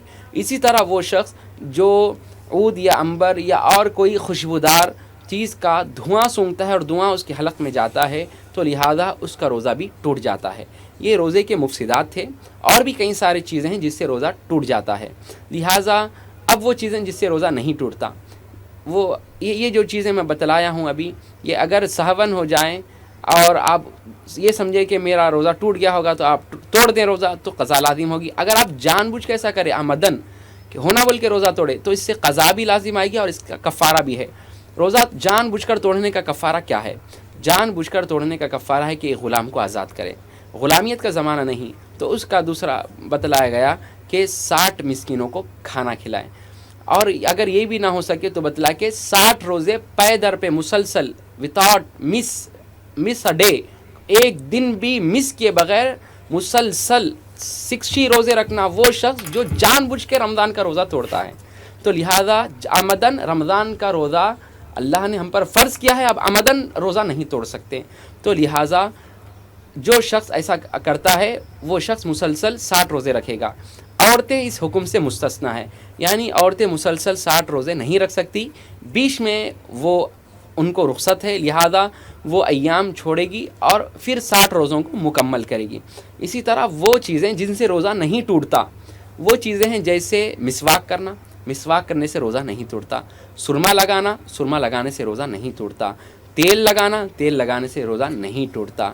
اسی طرح اگر کوئی شخص جو ہے وضو کرتا ہے، وضو کرتے وقت غرارہ کرتا ہے، یعنی کلی کرنا ہے، کر کے تھوک دینا ہے، مگر غرارہ کرتا ہے تو غرار اس کے لیے مکروہ کہا گیا کہ روزے کی حالت میں غرارہ نہ کرے۔ پانی لے کے جو غر کرتے ہیں غرارہ نہیں کرنا ہے، کیونکہ حلق میں پانی جانے کا اندیشہ ہوتا ہے، لہٰذا روزہ اس سے مکروہ ہوتا ہے، ٹوٹتا تو نہیں۔ اور بھی کئی چیزیں ہیں جس سے روزے نہیں ٹوٹتے، جیسا کوئی حالت روزہ میں غیبت کر رہا ہے، گالی گلوچ کر رہا ہے، ویڈیوز دیکھ رہا ہے، گانے سن رہا ہے، پکچر دیکھ رہا ہے، ہاں اس کا روزہ تو فاسد نہیں ہوگا مگر اس کا روزہ مکروہ ضرور ہو جائے گا۔ یعنی جو روزے کی فضیلت، روزے کی برکت، روزے کی رحمت، اللہ کی خوشنودی جو حاصل ہونا تھا، وہ شخص ان تمام نعمتوں سے محروم ہو جائے گا۔ تو لہٰذا حالت روزہ میں تو کیا، غیر روزہ میں بھی نہ غیبت کرنا بھی حرام ہے، جھوٹ بولنا بھی حرام ہے، کسی کے بارے کی گندے ویڈیوز دیکھنا بھی حرام ہے، گانے سننا بھی حرام ہے۔ لہٰذا غیر رمضان میں تو چیز حرام ہے ہی ہے، مگر رمضان میں حالت روزہ میں تو اور بری بات ہے کہ حالت روزہ میں ہیں اور آپ جو ہے غیبت کر رہے ہیں، حالت روزہ میں ہیں آپ گالی گلوچ کر رہے ہیں، حالت روزہ میں ہیں اور آپ جو ہے ویڈیوز، فلم، گانے دیکھ رہے ہیں، تو لہٰذا اس سے آپ کا روزہ ٹوٹے گا نہیں مگر مکروہ ضرور ہو جائے گا۔ اور مکروہ ایسا ہوگا کہ آپ کو روزوں کی جو جتنی نعمتیں، جتنے فوائد تھے، ان تمام نعمتوں سے، رضائے الہی سے آپ محروم ہو جائیں گے۔ لہٰذا روزے کے وہ چیزیں میں آپ کو بتلایا ہوں جس سے روزہ ٹوٹ جاتا ہے، قضا اور کفارہ دونوں لازم آتا ہے، اور وہ چیزیں بتایا ہوں جس سے صرف روزہ ٹوٹتا ہے اور قضا لازم آتی ہے، اور وہ چیزیں بھی ذکر کیا ہوں جس سے روزہ نہیں ٹوٹتا بلکہ روزہ مکروہ ہو جاتا ہے۔ ماشاءاللہ، روزے کے حوالے سے آپ نے جواب کو سماعت کیا۔ مولانا، میں آپ سے یہ جاننا چاہ رہا ہوں کہ بن سحری یعنی بغیر سحر کرے کہ روزہ رکھنا کہاں تک درست ہے؟ بسم اللہ الرحمن الرحیم۔ جیسا کہ صحاح ستہ ابھی ذکر کیا ہوں کہ حدیث کی 6 معتبر کی کتب ہے، اس میں روایت ملتی ہے کہ نبی کریم صلی اللہ علیہ وسلم نے فرمایا تسحروا فإن فی السحور برکہ۔ نبی علیہ السلام نے فرمایا کہ سحری کیا کرو کیونکہ اللہ نے سحری میں برکت رکھی ہے۔ بزرگوں اور دوستو، سحری پھر محدثین لکھتے ہیں، دیکھیں کوئی بھی حدیث ہوتی ہے تو حدیث کو ہمارے علماء نے، ہمارے فقہاء نے مطلق نہیں چھوڑا، بلکہ نبی صلی اللہ علیہ وسلم کے فرمانے کی وجہ کیا تھی، نبی صلی اللہ علیہ وسلم یہ ارشاد فرمائے تو اس کا ریزن کیا ہے۔ محدثین کرام، شارحین عظام نے بڑے پیارے انداز میں ہم کو رسول اللہ صلی اللہ علیہ وسلم کی احادیث پہنچائی ہے اور خلاصہ ایک دم مفصل طور پر پہنچائی ہے۔ تو شارحین حدیث لکھتے ہیں کہ نبی کریم صلی اللہ علیہ وسلم نے فرمایا کہ آپ لوگ سحری کرو، سحری میں اللہ نے برکت رکھی ہے۔ پہلی چیز لکھتے ہیں سحری میں برکت اس لیے ہے کہ یہ رسول اللہ صلی اللہ علیہ وسلم کی سنت ہے، اللہ نے سنت رسول میں برکت رکھی ہے۔ ابھی تو سحری ہے، جتنے بھی چیزیں ہیں سب میں اللہ نے برکت رکھی ہے، رمضان کی سحری میں خاص کر اللہ نے برکت رکھی ہے۔ کیونکہ بزرگوں اور دوستوں، آپ غور کریں، دنیا میں اتنے سارے کنٹریز ہیں، اتنے سارے مذاہب ہیں، اتنے سارے لوگ دنیا میں زندگی بسر کر رہے ہیں، کیا کوئی ایک مثال آپ دے سکتے ہیں جو ہم جو سحری میں جو اٹھ کر کھاتے ہیں ایسے وقت میں کوئی دنیا کا شخص کھاتا ہے؟ کوئی دنیا کے کوئی مذہب کے لوگ یہ ٹائم پر اٹھ کر نیند گہری نیند کو قربان کرنا اور پیٹ بھر کر سحری کرنا اور اس کے بعد وہ بھی جو ہے وزن کے یا جو ہے افلاسی و سستی کاہلی کے ساتھ نہیں بلکہ پورے چاق و چوبند ہمارے مسلمان خوشی خوشی سحری کرتے ہیں. ایک چہرے پہ قسم کی رونق ہوتی ہے, گھروں میں دسترخوان پہ قسم کی رونق محسوس ہوتی ہے, اللہ کی من جانب اللہ برکتیں محسوس ہوتی ہے سحری میں. آپ کو معلوم ہے کہ عام طور پر بندے کو اٹھائے تو انسان چڑچڑا ہو جاتا ہے, مگر سحری میں اٹھاتے تو بندہ خوشی خوشی اٹھتا ہے, بلکہ تاکید سے کہتا ہے کہ اگر میں نہ اٹھوں تو مجھے زبردستی اٹھانا, پانی ڈال کے اٹھانا. عام طور پہ بندہ ایسا نہیں کہتا. تو پوری دنیا کو آپ اسٹڈی کریں گے تو کوئی دنیا کا کوئی مذہب, دنیا کا کوئی شخص, دنیا کے کوئی لوگ وہ ایسے ٹائم پر گہری نیند میں اٹھ کر کوئی پیٹ بھر کر نہیں کھاتا, مگر ہم کھاتے ہیں, سحری کرتے. کیوں؟ کیونکہ یہ ہمارے رسول اللہ کی ادا ہے, یہ ادائے مصطفیٰ ہے. ادائے مصطفیٰ میں اللہ نے برکت رکھی ہے, ادائے رسول میں اللہ نے برکت رکھی ہے. تو بزرگوں اور دوستوں, اسی طرح سحری کرنے میں اللہ سبحانہ و تعالیٰ نے برکت رکھی ہے. ماشاءاللہ سحری کے حوالے سے آپ نے سوال کے جواب کو سماعت کیا. آئیے آگے بڑھتے ہیں ایک کالر کی جانب اور جانتے ہیں ان کا سوال کیا ہے. السلام علیکم. السلام علیکم. السلام علیکم. کہاں سے بیان کرتے ہیں؟ جی بولیے, آپ کا کیا سوال ہے؟ ادھر سے بیان کرتے ہیں, اس وقت میں کوئی اسٹیٹ سے. جی حیدرآباد تلنگانہ سے ہم پروگرام کرتے ہیں. میں آندھرا اور اس کے لیے جی بولیے, کیا سوال ہے آپ کا؟ یہ اس کے بچے ہیں, اس تیاری میں ہے بچے کا سوال. جی بولیے بولیے.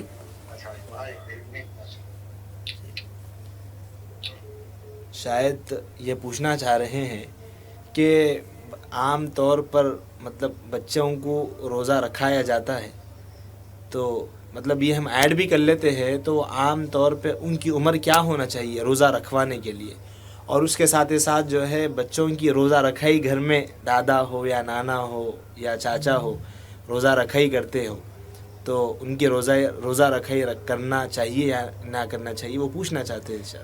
بسم اللہ الرحمن الرحیم. دیکھیے, بالغ حضرات پر روزہ فرض ہے. حضرت ایک صحابیہ ہے جو یہ روایت کرتی ہے, حضرت ربیع بنت معوذ بنت عفرہ رضی اللہ تعالی عنہا, ایک صحابی ہے حضرت ربیع. وہ صحابیہ عرض کرتی ہیں کہ ہم ہمارے زمانے میں چھوٹے بچوں کو بھی روزہ رکھاتی تھیں. وہ بچے جب روتے تھے تو ان کے منہ میں ہم روئی کے گولیاں بنا کے رکھتی تھی, جب وہ روتے تو ان کے منہ میں ڈال دیتی تھی, وہ بچے اس کو چوستے تھے اور غروب آفتاب ہوتا تو ہم روزہ کھلاتے تھے.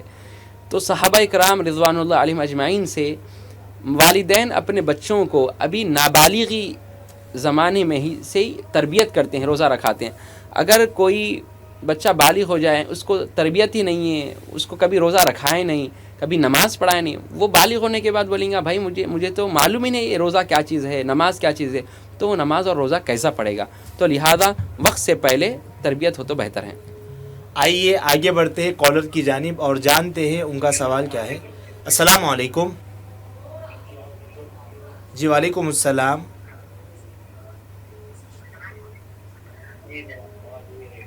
تھوڑا آواز سے بتائیے بھائی.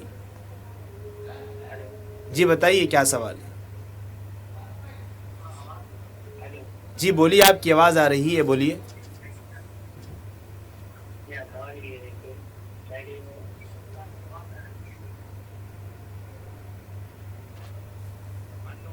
شاید رابطہ منقطع ہو گیا. السلام علیکم. وعلیکم السلام. جی بچہ آ رہا ہے ہمارا 7 جی. سال والا بچہ آ رہا ہے, ہمت بولا صاحب. جی وعلیکم السلام. تو یہ بچہ ہے ہمت بولا, فائز بولو اس کا نام. ہلو جی جی, بچے کو ہمارا ہمت بولو, ہمارا بچہ روزہ ہے, ابھی آزاد ہے, اس کے لیے کٹ کرے ہمیں. ہاں جی اس کے لیے یہ بچے کی ہمت بولو سب, ذرا دیر بات کر بیٹھے. السلام جی. علیکم. وعلیکم السلام. ہلو جی جی بات کر بیٹھے. السلام علیکم. ہاں بیٹا. وعلیکم السلام. شاید یہ بولنا چاہ رہے ہیں کہ ان کا جو ہے بچہ 7 سال کی عمر کا ہے اور ان کا بچہ جو ہے روزہ رکھا ہے، تو آپ اس بچے کے لیے مطلب کچھ ہمت دیجیے، بولنا چاہ رہے ہیں.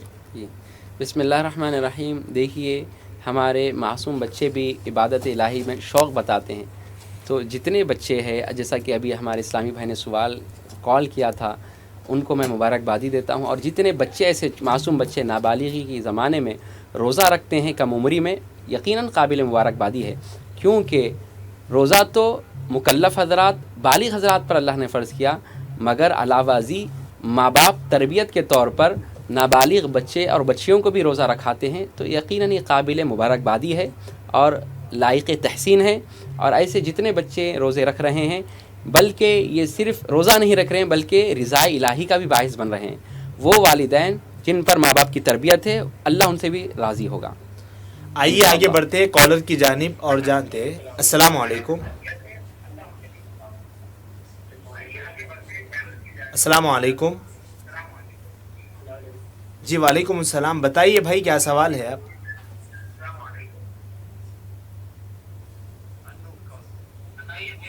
السلام علیکم.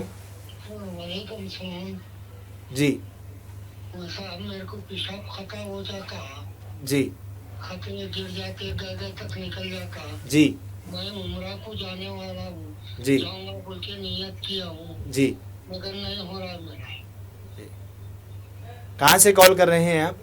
میں خود پورا. جی بہت شکریہ آپ کے کال کرنے کا. آئیے اور ایک کالر کو شامل کرتے اور جانتے ہیں. السلام علیکم. السلام علیکم. اللہ السلام علیکم. وعلیکم السلام. جی بتائیے کیا سوال ہے؟ وہ اسی کا سوال کر رہا تھا. میں عمرہ کو جانے کے لیے پیشاب خطا ہو جاتا میرا، گھر میں بھی گھر تک نکل جاتا ہے، اس کے لیے دوا بھی کھا رہا ہوں مگر کچھ فرق نہیں دکھ رہا. اللہ میرا کب صحت دے دیتا نہیں معلوم. بہت شکریہ آپ کے کال کرنے کا. ضرور مولانا آپ کے سوال کا ضرور جواب دیں گے. آئیے اور ایک کالر کو شامل کرتے ہیں اور جانتے ہیں ان کا سوال کیا ہے. السلام علیکم. وعلیکم السلام.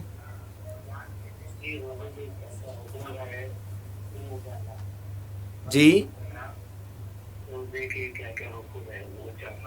بہت شکریہ، بہت شکریہ آپ کے کال کرنے کا. ناظرین محترم، جیسے کہ پروگرام کی ابتدا میں ہم نے آپ کو بتایا کہ آپ جب کبھی ہم سے کال پر بات کر رہے ہیں تو آپ اپنا ٹی وی کا والیوم تھوڑا کم رکھ کر بات کریں تاکہ آپ کے سوال کو ہم صحیح طور پر سمجھ سکیں اور آپ کے سوال کے جواب کو ضرور دے سکیں. سماعت فرمائے، مولانا آپ کو دونوں جوابات عنایت فرمائیں. بسم اللہ الرحمن الرحیم. جیسا کہ ابھی ہمارے ایک اسلامی بھائی نے سوال کیا کہ ان کو پیشاب کے قطروں بار بار نکل جاتے ہیں تو وہ کیا کرے. تو بزرگ اور دوستو، شرعی اعتبار سے اللہ سبحانہ وتعالیٰ نے قرآن میں ارشاد فرمایا لا یکلف اللہ نفسا الا وسعها. اللہ سبحانہ وتعالیٰ کسی بندے پر اس کی وسعت کے بمقدار ہی اس کو مکلف بناتے ہیں.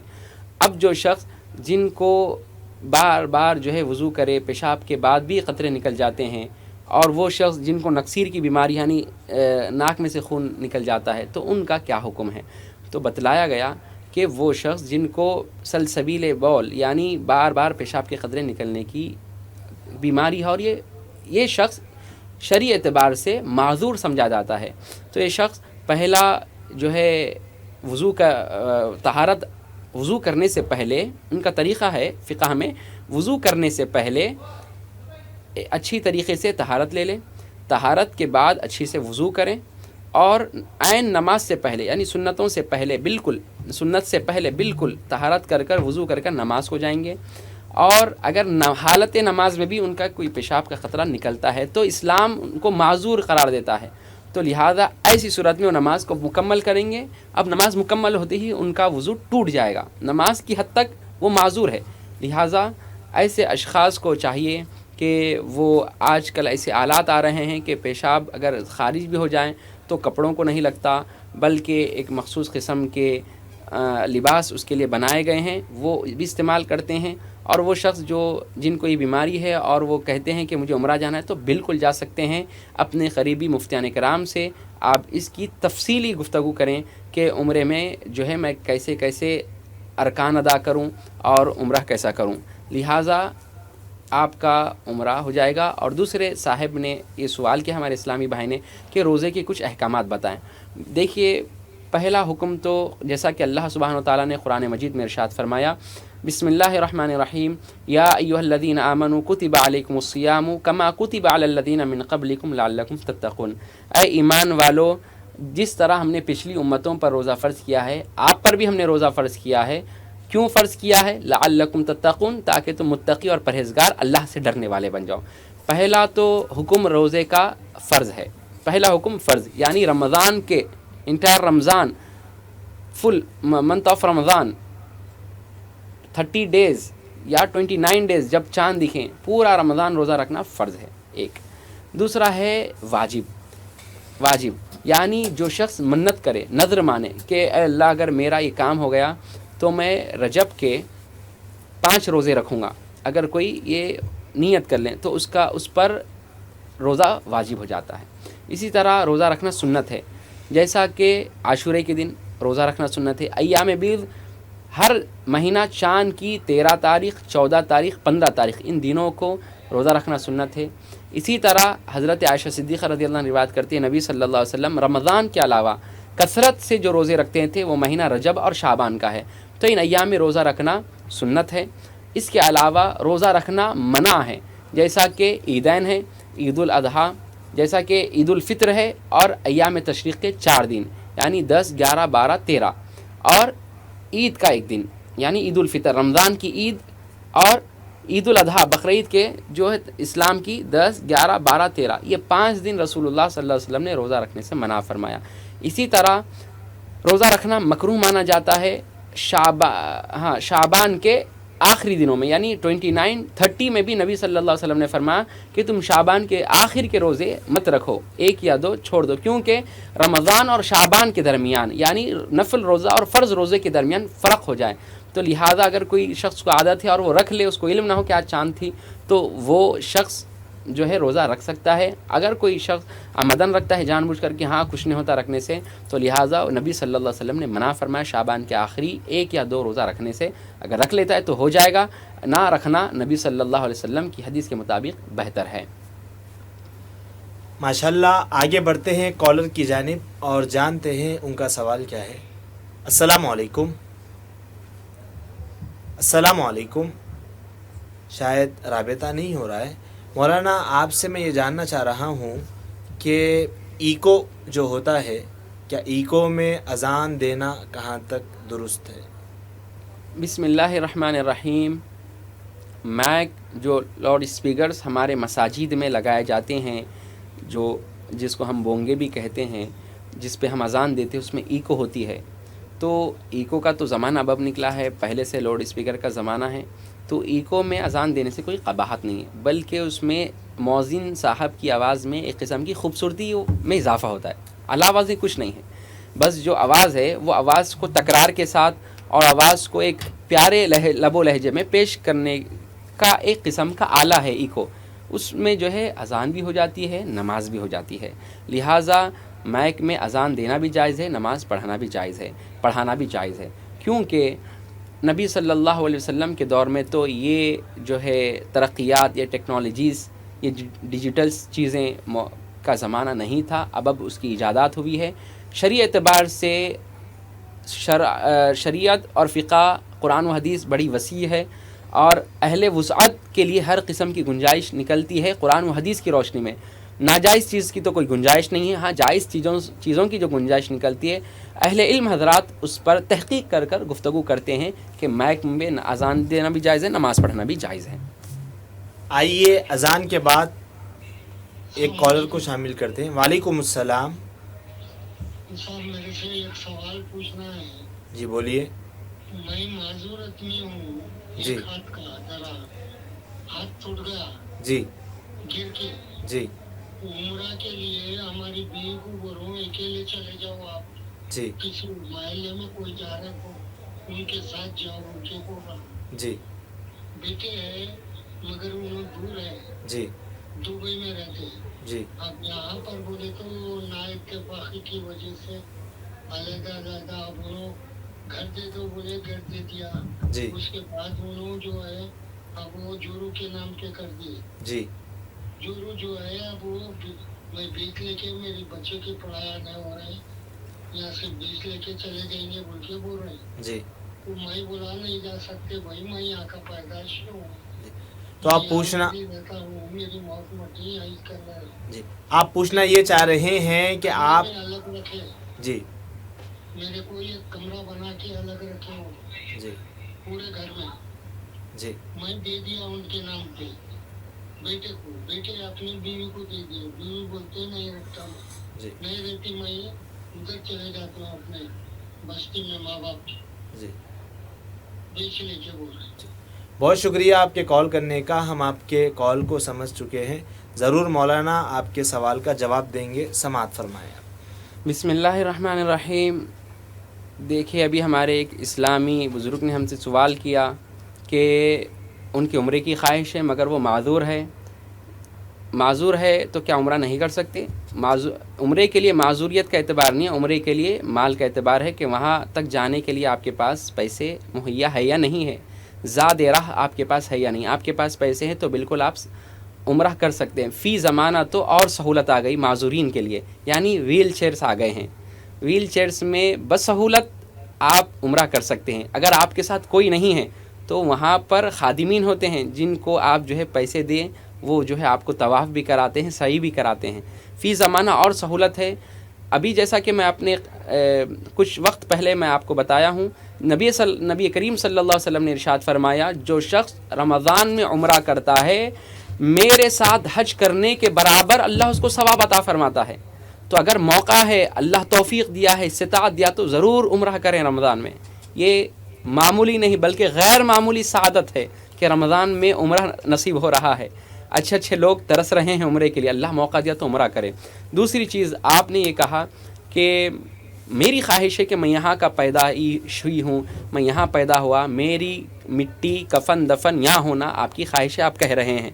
तो लिहाजा बुज़ुर्ग और दोस्तों याद रखो, सय्यदुना उमर बिन ख़त्ताब रज़ी अल्लाह ताला अन्हु अक्सर दुआ करते थे। क्या दुआ थी आपकी? अल्लाहुम्मा रज़ुक़नी शहादतन फ़ी सबीलिक, ऐ अल्लाह तेरी राह में मुझे शहादत नसीब फरमाना। और कहते अल्लाहुम्मा जअल मौती फ़ी बलदी रसूलिका सल्लल्लाहु अलैहि वसल्लम, ऐ अल्लाह तेरे नबी के शहर में मुझे मौत नसीब करना। वो कौन है? खलीफा मुस्लिमीन अमीरुल मोमिनीन। वो तो मक्का छोड़कर नबी सल्लल्लाहु अलैहि वसल्लम के बाद जो है मदीना हिजरत करें। नबी अलैहिस्सलाम मदीना आ गए तो तमाम सहाबा मदीना आ गए। हज़रत उमर बिन ख़त्ताब का असल पैदाइश मुकाम मक्का मुअज़्ज़मा है। उसके बावजूद आप दुआ करें अल्लाह तेरी राह में शहादत देना, ऐ अल्लाह रसूलुल्लाह के शहर में जो है मौत नसीब करना। तो बुज़ुर्गों और दोस्तों, एक तो रमज़ान का महीना, फिर साथ साथ हमारे जो है नबी के शहर में मौत नसीब होना बहुत सआदत की बात है। और जन्नतुल बकी मदफन बनने के बारे में नबी अलैहिस्सलाम ने फरमाया, जन्नतुल बकी जो मदीने का कब्रिस्तान है, नबी अलैहिस्सलाम ने फरमाया क़ियामत के दिन मैं सबसे पहले जन्नतुल बकी वालों की शफ़ाअत फरमाऊँगा। सुबहान अल्लाह। तो आपका जो ख़याल है कि मैं यहाँ का हूँ, यहाँ मौत मिट्टी होना, मौत तो सिर्फ़ अल्लाह के हाथ में है। अल्लाह को बेहतर मालूम कि मौत कहाँ आनी है, अल्लाह कहाँ मौत देना, अल्लाह बेहतर जानता है। बेहतर आप ये दुआ करें कि अल्लाह मुझे शहादत की मौत दे, आप ये दुआ करें कि अल्लाह मुझे तेरे रसूल के शहर में मौत दे। ये दुआए उमर है, ये दुआए फ़ारूक है। लिहाजा अब बीवी को आप कहते हैं गैर महरम के साथ चले जाओ, नहीं, ये दुरुस्त नहीं है। अब महरम का होना ज़रूरी है। जो है शरई सफ़र कर रहे हैं, यानी 92 किलोमीटर के बाहर अगर कोई खातून सफ़र करती है तो लिहाजा उनके साथ महरम का होना ज़रूरी है। हाँ, अब के ज़माने में कई सारे सहूलत आए, मगर सहूलियात के बावजूद औरत को चाहिए कि वो जितना सेफ महरम के साथ होती है किसी गैर महरम के साथ नहीं होती। शरीयत का तकाज़ा है, तकाज़े को पूरा करें। माशाल्लाह। आइए आगे बढ़ते हैं कॉलर की जानिब और जानते हैं उनका सवाल क्या है। अस्सलामु अलैकुम। अस्सलामु अलैकुम। शायद राबिता नहीं हो रहा है। मौलाना, मैं आपसे ये जानना चाह रहा हूँ कि नमाज तरावी अदा की जाती है और उसके बाद वितर की नमाज अदा की जाती है, और उसके बाद कोई अगर शख्स अपने घर जाकर नमाज तहज्जुद को अदा करना चाहता है तो क्या वो अदा कर सकता है? یا کوئی شخص اگر وطر کی نماز نہ پڑھا ہو اور نماز تہجد ادا کر کے کیا وطر کی نماز کو ادا کر سکتا ہے؟ کیا آپ اس پر؟ بسم اللہ الرحمن الرحیم.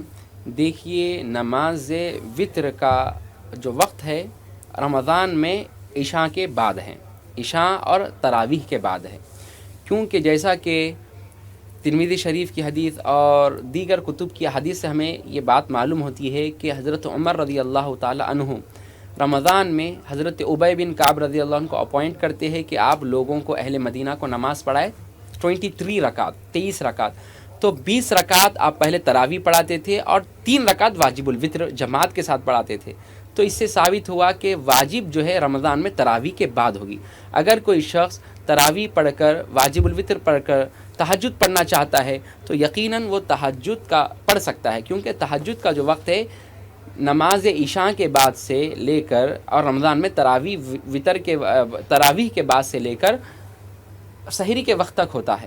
تو لہٰذا آپ ان میں کبھی بھی تہجد کی نماز ادا کر سکتے ہیں، مگر افضل یہ ہے کہ نبی صلی اللہ علیہ وسلم رات کے آخر حصے میں تہجد ادا کرتے تھے، رات کے آخر حصے میں تہجد پڑھتے تھے. تو لہٰذا رات کے آخر حصے میں تہجد پڑھنا افضل ہے. میں ایک مخلصانہ مشورہ دے رہا ہوں، اس پر عمل کریں تو یقیناً حدیث پر بھی ایک قسم کا عمل ہوگا اور آپ کو بھی سہولت ہوگی. دیکھیے الحمدللہ پوری دنیا میں خوشی کے ساتھ چاق و چوبندی کے ساتھ مسلمان سحری میں اٹھتا ہے. سحری میں جب اٹھتے ہیں تو آپ جب وضو وغیرہ کر فارغ ہوتے ہیں تو سب سے پہلے آپ جو ہے دسترخوان پر بیٹھنے سے پہلے 2 رکعت یا 4 رکعت جتنی آپ کو وقت ملے تہجد پڑھ لیا کریں، کیونکہ نبی صلی اللہ علیہ وسلم کا معمول ہے کہ رات کے آخر حصے میں آپ تہجد پڑھتے تھے. تو ہم کو ایک خوش نصیبی سمجھے ہمارے لیے، ہم کو ایک اللہ وقت دے رہا ہے، سحری سے پہلے ہم کیا کریں تہجد پڑھ لیں. تو ایک تو تہجد کا بھی ثواب ملے گا، اور قیام اللیل نبی صلی اللہ علیہ وسلم نے فرمایا رات میں جو نماز پڑھتا ہے تراویح تہجد پڑھتا ہے اللہ سبحانہ وتعالیٰ اس کے تمام پچھلے گناہوں کو معاف فرما دیتا ہے. تو بزرگوں اور دوستوں یہ ہمارے لیے سنہرا موقع ہے، سحری میں اٹھتے ہیں تو ساتھ میں تہجد بھی ادا کر لیا کریں. ماشاءاللہ مولانا، میں یہ جاننا چاہتا ہوں کہ نماز تہجد پڑھنے کے کیا فوائد ہیں، وہ بھی آپ ذرا بتا دیں تو مہربانی. کیا فائدے اس سے حاصل ہوتے ہیں انسان کی؟ بسم اللہ الرحمن الرحیم. دیکھیے جیسا کہ ابھی بخاری شریف کی حدیث آپ نے سماعت فرمائی کہ تہجد کے کیا فوائد ہیں. تہجد یقیناً اللہ سبحانہ و تعالیٰ کے قرب کا ذریعہ ہے. تہجد اللہ سبحانہ و تعالیٰ کے خوشنودی کا ذریعہ ہے. تہجد اللہ سبحانہ و تعالیٰ کی رضامندی کا ذریعہ ہے. تہجد نبی صلی اللہ علیہ وسلم کی سنت مبارک ہے. اور اللہ کے نبی صلی اللہ علیہ وسلم کی ایک حدیث مبارک ہم یہ بھی ملتے ہیں صحیح مسلم شریف میں. ایک صحابی تھے حضرت ربیع بن کعب اسلمی رضی اللہ تعالیٰ عنہ. نبی صلی اللہ علیہ وسلم وہ کمسین صحابی تھے، وہ رات میں مدینہ منورہ میں آتے ہیں اس وقت جب نبی صلی اللہ علیہ وآلہ وسلم تہجد کے لیے اٹھتے تھے. تو صحابی کہتے میں تیار رہتا نبی صلی اللہ علیہ وسلم کے وضو کا برتن لے کر اور آپ علیہ السلام کا مسواک لے کر. جیسے آپ صلی اللہ علیہ وسلم تشریف لاتے تو میں حضور صلی اللہ علیہ وسلم کو مسواک دیتا اور نبی علیہ السلام کو وضو کراتا. ایک دن میں نبی صلی اللہ علیہ وسلم سے پوچھا یا رسول اللہ نبی صلی اللہ علیہ وسلم نے مجھ سے فرمایا کہ اے ربیع سل، یا ربیع سل، اے ربیع جو مانگنا ہے مانگو، جو مانگنا ہے مانگو. تو حضرت ربیع کہتے ہیں کہ میں نبی علیہ الصلوۃ والسلام سے فرمایا کہ یا رسول اللہ علیہ وسلم دیکھیے دنیا میں مجھے آپ کی خدمت کا شرف ملا، دنیا میں آپ کی رفاقت کا شرف ملا، دنیا میں آپ کی صحبت کا شرف ملا، آپ کی دیدار و زیارت کا شرف ملا.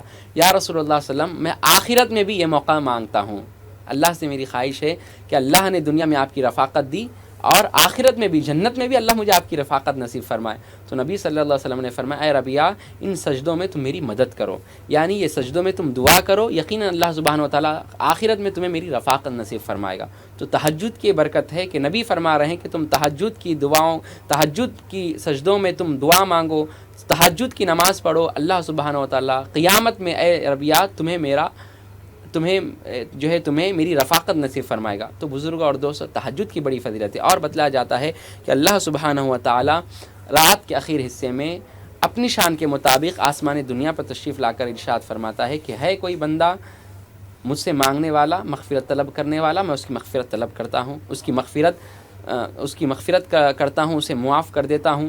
تو بزرگوں اور دوستوں رات کے آخر حصے میں جو بندہ نیند قربان کر اٹھتا ہے اللہ کے رسول صلی اللہ علیہ وسلم نے ارشاد فرمایا کہ اللہ سبحانہ و تعالیٰ تہجد کی نماز کی دعاؤں کو قبول فرماتا ہے.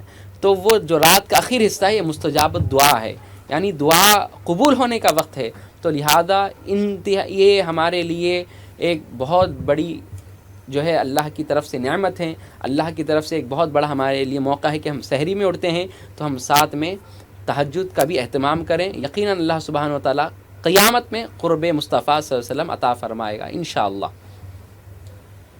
ماشاءاللہ مولانا نے تہجد کی نماز پڑھنے کے فوائد کے تعلق سے آپ کو جواب عنایت فرما رہے تھے. آئیے کالر کو شامل کرتے ہیں اور جانتے ہیں ان کا سوال کیا ہے. السلام علیکم. وعلیکم السلام. جی ہاں بولیے روبی چینل ہے. بولیے ضرور بتائیے کیا سوال ہے بھائی. جی بولیے. جی آپ کے پاس 10 تولے سونا ہے؟ جی تو اس پر کتنے سال ہو گئے 10 تولے سونا آپ کے پاس آ کر؟ 3 سال ہو گئے. جی اچھا، تو آپ معلوم کرنا چاہ رہے ہیں اس کے اوپر کتنی زکوٰۃ ہوتی ہے؟ جی کہاں سے کال کر رہے ہیں بھائی آپ؟ بہت شکریہ بھائی آپ کے کال کرنے کا. ضرور آپ کے سوال کا جواب دیا جائے گا. مولانا جواب دیں گے، سماعت فرمائیں. بسم اللہ الرحمن الرحیم. جیسا کہ ابھی ہمارے اسلامی بھائی نے سوال کیا کہ ان کے پاس 10 تولے سونا ہے. 10 تولے سونا تو آپ کا نہیں ہوگا، وہ آپ کی اہلیہ کا ہوگا. لہٰذا سونا جس کا ہے اس پر زکوٰۃ واجب ہے.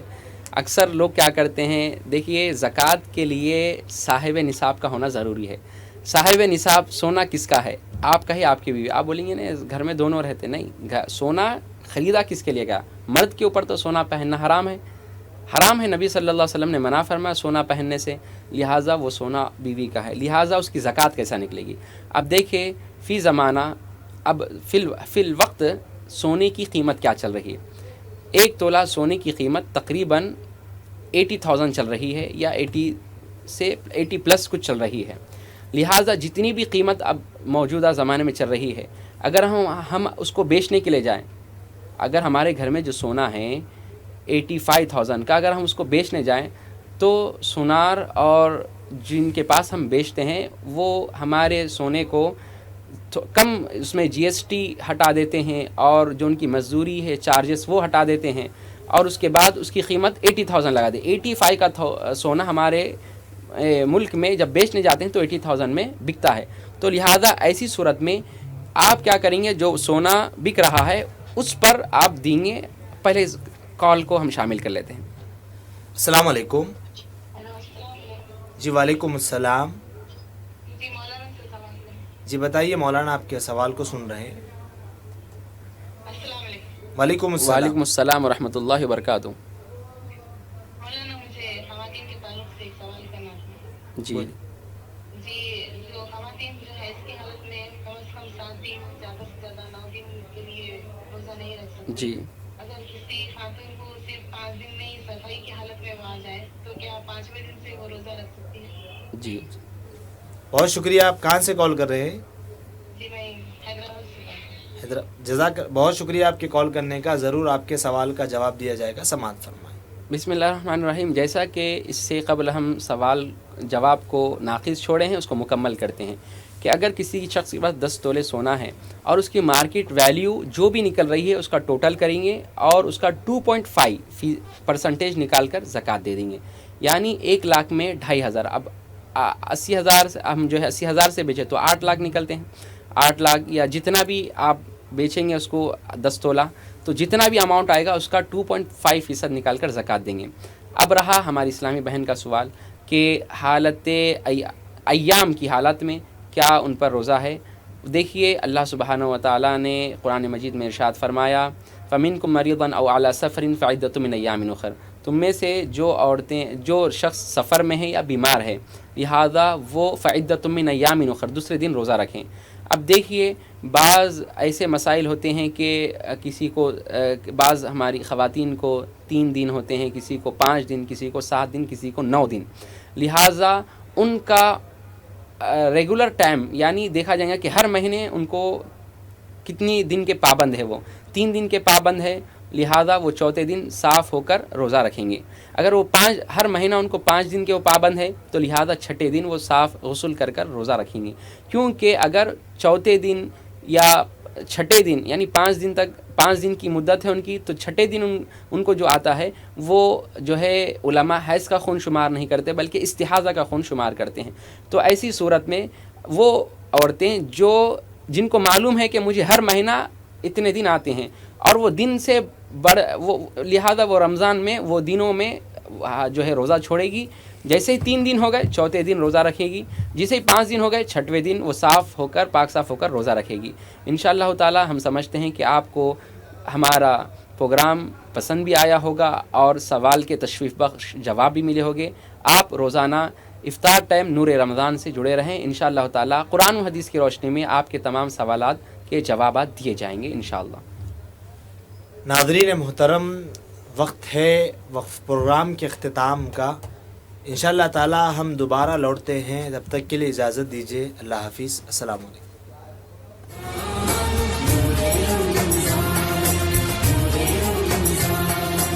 علم مشروط ہے عمل سے، اور یہ حاصل ہوتا ہے جب کوشش کی جائے دل سے. علم و ادب سکھلائیں گے، دین خدا پھیلائیں گے، مسجد میں بھی جائیں گے، حمد و نعت سنائیں گے. اللہ تیرا ہے احسان، تو نے بڑھا دی سب کی شان، آیا ہے بن کے مہمان نور رمضان.